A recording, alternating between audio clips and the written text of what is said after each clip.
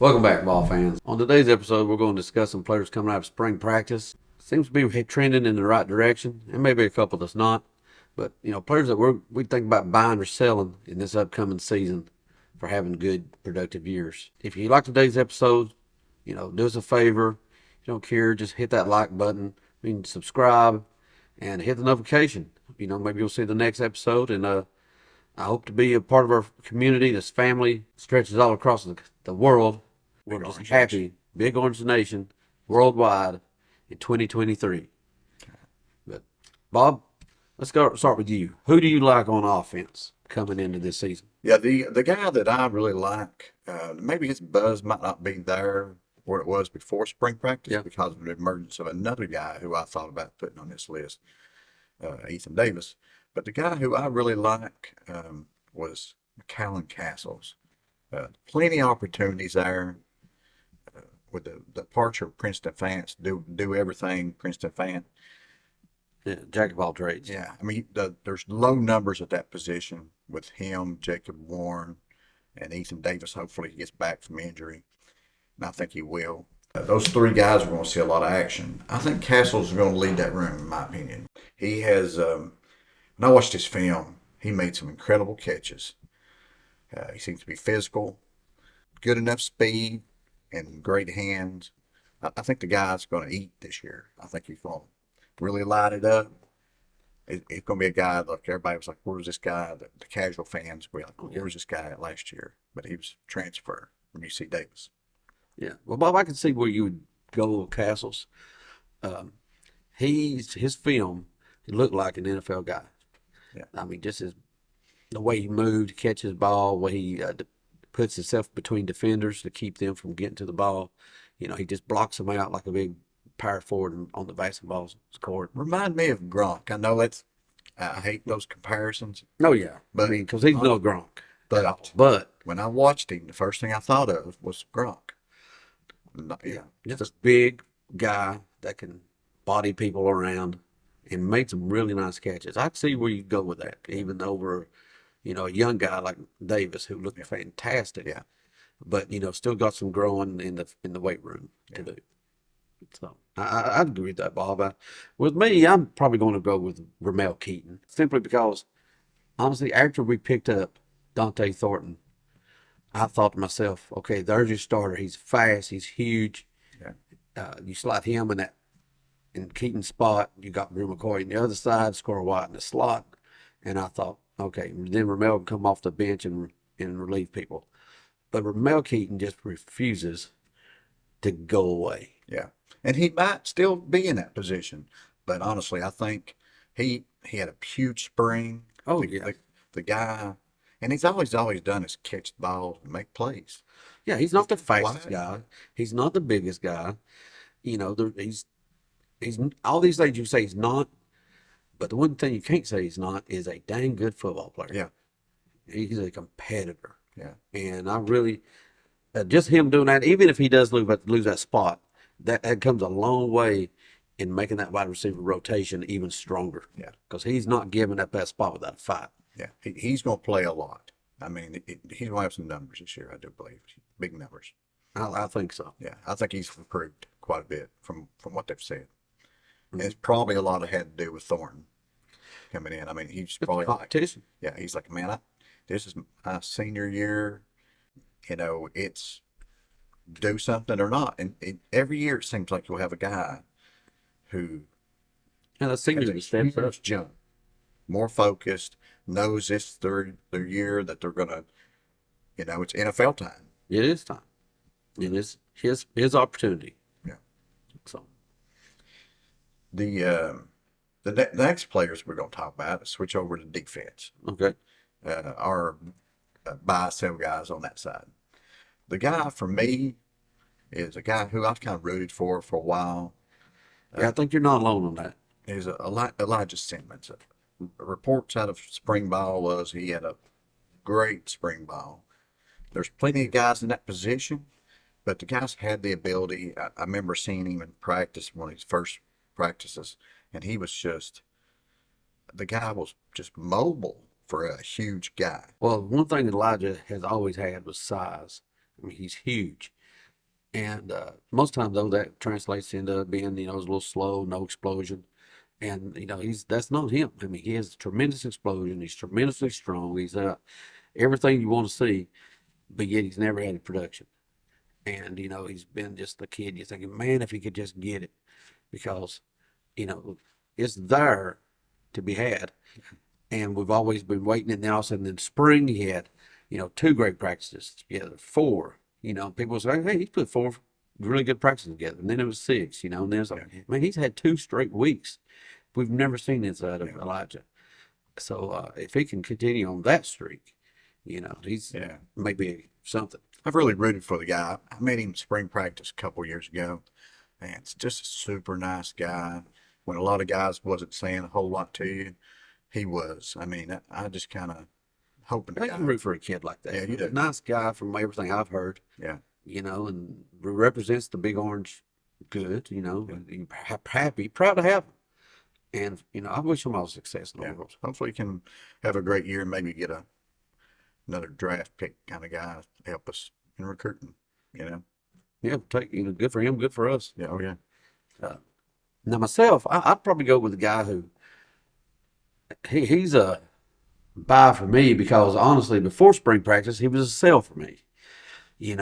I did not think Kamal Haddon would be on the team after spring practice. I agree. And instead, he left as a projected starter at cornerback. Yeah. There's not been a kid that earned more dislike, for lack of a better word, from the fan base, his own fan base, than Haddon did in the South Carolina loss with his actions on the field. He really was, yeah. And, he really apparently did the little soul searching and come back this spring with the right attitude, with the right work ethic. And, there was a guy brought in to take his spot, to be quite honest about it, and who done well. But he's not giving it up without a fight. He's fighting to stay on this team, and then for a future, and maybe at the next level. And if he can turn it around, more power to the kid. Yeah. I reckon, according to reports, talent's never been an issue for Haddon. It's just, sometimes them guys get in their heads, which I think that was a big part of the South Carolina problem. The guy was, I think it was a guy he knew that he was trash talking with. And well, I kind of maybe a kid he might have went to school with or something. So, I mean, I see it, but I don't. I think most people were ready to kick him off the team right then. But, oh, Lord, yeah, everybody was screaming. It's like, get him out of there, It's like, get him off the field. Shut him up. Somebody grab him, But, if he can turn it around this year, he can, we forget about that kind of stuff. So, yeah, just show a little maturity. I mean, hey, I'm not sure that I've matured myself at this, I've got a few years on. Yeah, that's true. So, yeah. This is definitely. I can't throw too many stones. Yeah, that is true. We're also going to do a couple of buzz down, or sell, might be a better way of putting it, coming out of spring ball. Mine was a guy, you might be hearing me say this a few times. I mean, a lot of people love him. I'm not sold on him myself. It's Wesley Walker at one of the other safety spots. He just, he had, every time it seemed like I was kind of concentrated on him to see what he was doing, which I do occasionally on some guys. Right. It seemed like he was always getting just beat. It was misplaying the ball. Yeah, it's misplaying. The guy's got some physical ability. I think he's excellent at the line of scrimmage. I really question how good he is in coverage. I think he just don't play the angles correctly. Which surprises me, because, he comes from Georgia Tech, and they're not exactly known to be slow about these kind of things. There's sharp kids that go down to Georgia Tech. Yeah. And he seems to read the plays well, especially run plays. I remember one play he had last year where he just blew up a play in the backfield. Beautiful play. And that's probably one reason why a lot of people like him. But I'm thinking this guy's just not going to get it. Those 2 or 3 plays that I saw out of him last year, I just can't get them out of my head. So, and maybe, Well, I'm with you on that, Bob, as far as I remember them well, and because I remember screaming, Yeah, screaming at the TV that I was doing. Yeah, You know, I pointed them out. Yeah. Over and over and over. Yeah. But I'm willing to say, you know what? I'm more of a, when it comes to him, I'm more static. I'm not really willing to say, hey, this guy, I don't feel great about him. I think he's going to be beat out. Or I think he might still yet come and put together. I mean, he's only a handful of plays. And he may, with a whole year behind him, spring practice, fall practice, maybe he does do a better job on judging those things. I mean, it appears, I don't know what kind of depth charts come out official at a spring ball, but everybody says he's running one of the starting spots. So I'm not going to say I know more than the coaches, because coaches know a hell of a lot more than I do. Well, they see him every day. Yeah. So if he's the starter day one, then they made a mistake. That's what I'm saying.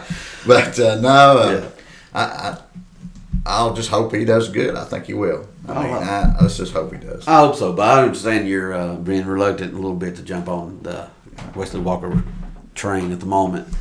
I kind of feel my guy who I feel this concern at Cassell isn't really one guy as much as it is one position, and that's that left guard.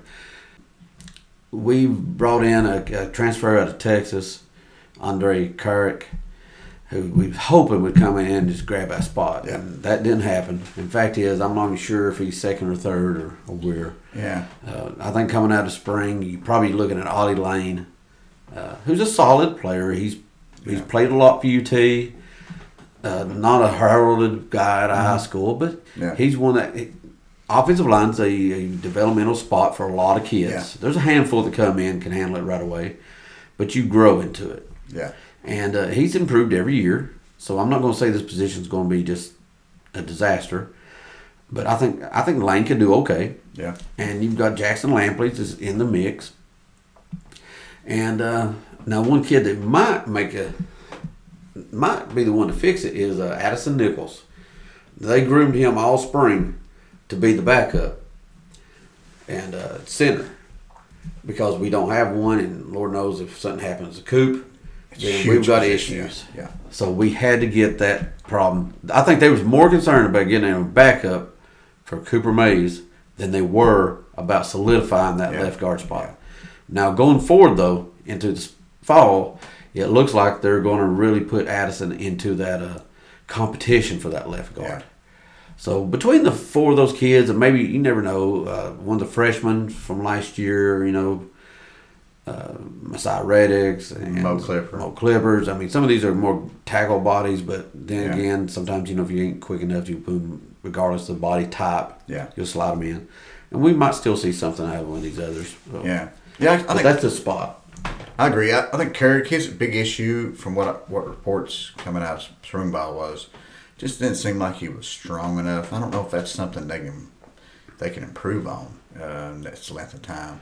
Athletically, they said he moved great, but and maybe in certain games, he can maybe provide more. But I think that's the deal with him.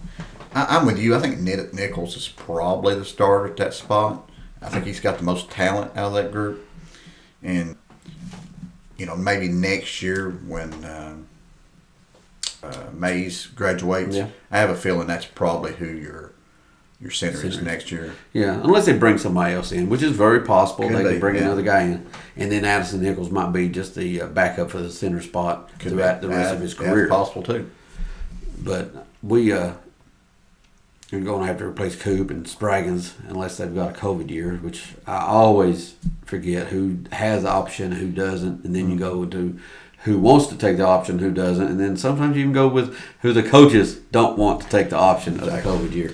But those are that's our down players or things that we have concerns with. Yeah, coming out of spring ball. But anything you want to add from here, Bob? One position group he mentioned, left guard, was kind of down. But one group that I think might be up is the running back room in general. Oh yeah, I would agree with that. I would had a hard time thinking when I was picking my players up that I wanted to buy. A couple of 3 the running backs was in that list. It's just that they're all going to have to share time. Yeah. That I was going to say, I don't know, if I can. I think this guy's going to go a little bit better. But yes, I absolutely agree. I think that running back room is going to take another step forward. Yeah.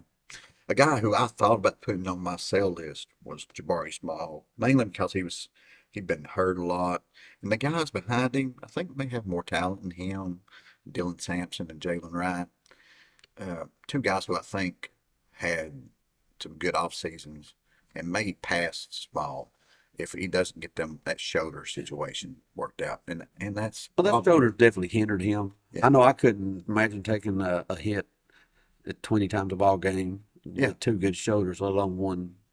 So maybe if he could finally get it fixed a little bit better off this surgery. and another guy I love, a future star. You're going to hear me. You'll hear everybody talk about Yeah, this guy. this guy is a guy who I'm going to be pumping up for a long time until he blows up, and it's Cam Seldon. I mean, the guy, uh, he's going to play running back. He's going to play wide receiver. I think he's going to be a matchup nightmare. I think you're going to see some packages for him this year. He's not going to see a lot of time, No, he won't see a ton. but I think he's a guy who, like last year, they brought in packages for Squirrel White. Yeah, they did. They knew his dynamic. He was a playmaker, had to get him on the field as a freshman. It happened. So this year, I think that's Cam Seldon. I think you're right about that, Bob. Cam Seldon he's got the size that you really upper level size for a running back. He's like, was it 6'2", 215, 220? Yeah. Which is kind of tall Yeah. for a running back. And that's pretty good weight too. He's probably one of the heaviest guys we have in that room. And he'll be playing wide receiver some throughout his career here. Yeah. But the way Heupel loves to stay people on the field and then try to create matchup issues, he's perfect for that. Yeah. Because he can swing them in at the running back spot, take them out, line them up. Actually, in the spring game, he actually lined up at wide receiver a couple of times. Yeah. Motion across. Motion across. He can hit a wheel right out of the backfield. You're going to be able to do so many things with this guy. And it isn't just the fact that he's big or whatever, he can play wide receiver. This guy can move. Yeah, he's fast. He's athletic. He's the coaches. Tackles. Yeah. When we got him out of high school, it was like, oh yeah. Yeah. And then we got him in the spring, and I think the coach was going, oh yeah. Yeah. He's a dynamic guy. I think he's just going to be a guy who's just opposing defensive coordinators are going to try to scheme for him, but when you're moving him around, I mean, you got, the fact that we run so fast, it doesn't allow the defense to substitute. So you want a guy like Seldon who, one play, he could be at running back, the next play at wide receiver. Yeah. So if the opposing defense puts in, they go more of a traditional defense, run defense, put him out wide, and you got him up against a linebacker, game over. Well, I mean, just think about him having there with like say Dylan Sampson or Wright or Small or anything. You could bring in a two-back set that they never see out of Tennessee, really. Dot the I with them. Yeah. Anything to confuse the defense.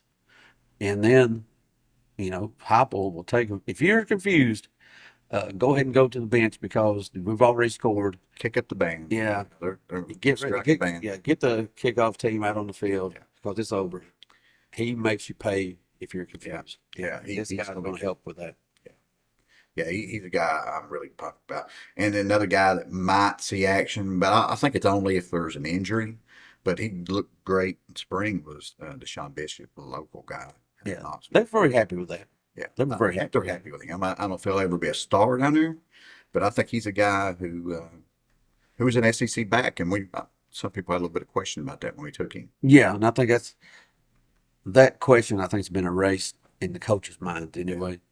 So, he is a spot that's there if we need him. But I mean, this year I think you're still going to be looking basically the three guys, Small, Sampson, and Wright, with some Seldon tossed in. But as a group, I can't say anybody in that group's going to have 1,200, 1,500 yards. But I see a group in there that's going to be productive. They were deep. Yeah. And which we may lean on this year. Yeah. I mean, Heupel loves to run the ball. I mean, that's a misconception out there that we just throw it all over the place. No, we're running first. The stats show otherwise. I mean, it's a lot of it's predicated on what the defense does, and the defense gets scared about them guys running open. Yeah. They still have When they open up- nightmares about Jalen Hyatt and stuff like that running free in secondary. So they're going to back up, and when they do, they're going to run the ball. These run backs going to eat. They spread nothing- that interior defense out, and they'll pound you. Nothing helps a quarterback out, a new quarterback, better than a running game. So I kind of expect them to lean on that running game early on in the year Yeah. to see what we I'd be shocked if they don't. Yeah. But I believe that'll probably wrap us up for this episode.